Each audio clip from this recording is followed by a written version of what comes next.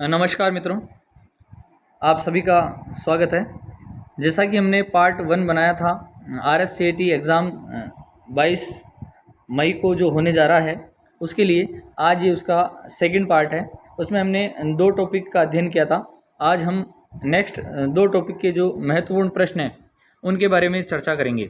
आप जुड़े रहिए इस चैनल से, आपको निश्चित ही सफलता मिलेगी।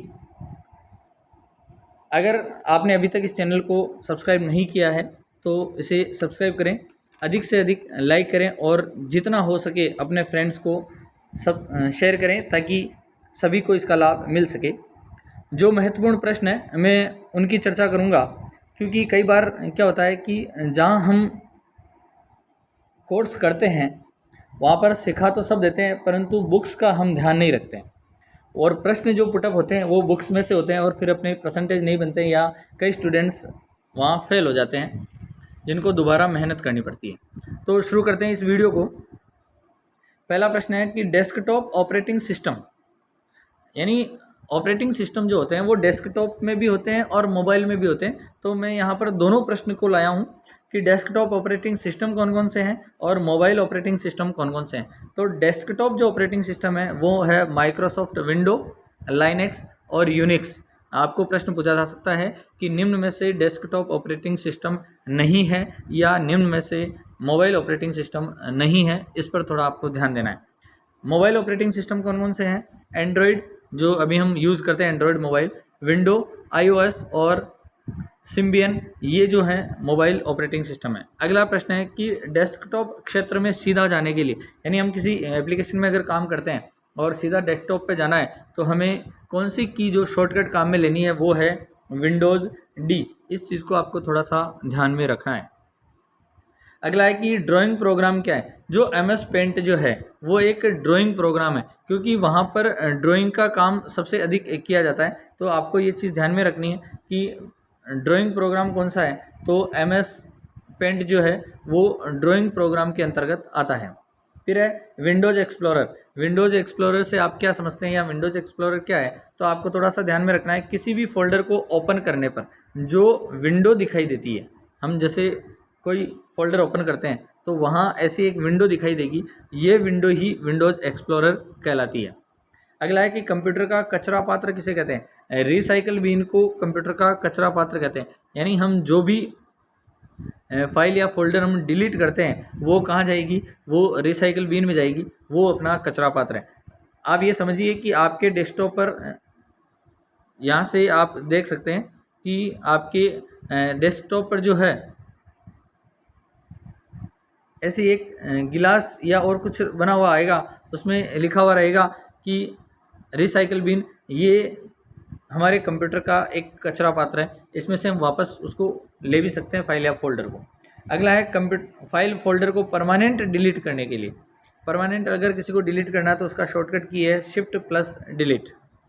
अगला है कि ISP का फुल फॉर्म क्या होगा? तो ISP का फुल फॉर्म है इंटरनेट सर्विस प्रोवाइडर।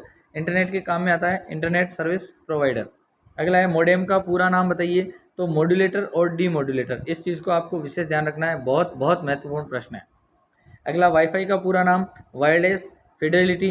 WWWE का पूरा नाम तो वर्ल्ड वाइड वेब WW का पूरा नाम है। HTTP का पूरा नाम क्या है? Hyper text transfer protocol. लगभग 3 प्रश्न आप मानकर चलिए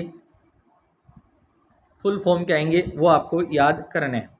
सर्च इंजन क्या है? तो जो महत्वपूर्ण सर्च इंजन है वो है एक तो गूगल, बिंग और याहू, ये बहुत ही महत्वपूर्ण सर्च इंजन है। वैसे फ्लिपकार्ट और अमेज़न भी सर्च इंजन है। इस चीज़ को आपको थोड़ा सा ध्यान में रखना है कि जो फ्लिपकार्ट है, इस सर्च इंजन के साथ जो फ्लिपकार्ट है और जो अमेज़न है, जहाँ से हम वस्तुओं को सर्च करते हैं, वो सब सर्च इंजन के अंतर्गत आएंगे। आगे हम बात करते हैं ईमेल के कितने भाग होते हैं। तो ईमेल के 3 भाग होते हैं। अब आप यहाँ समझिए कि ईमेल के 3 भाग होते हैं। एक तो संदेश एनवेलप, यानी एनवेलप संदेश वाला, एक संदेश हेडर यानी मैसेज हेडर कह सकते हैं, एक मैसेज बॉडी, ये होते हैं ईमेल के 3 भाग। फिर आता है कि CC और BCC क्या है? CC तो है कार्बन कॉपी और BCC है ब्लाइंड कॉपी। इसे कैसे याद रखेंगे? देखिए, ब्लाइंड का मतलब होता है अंधा, जिसे कुछ नहीं दिखाई देता।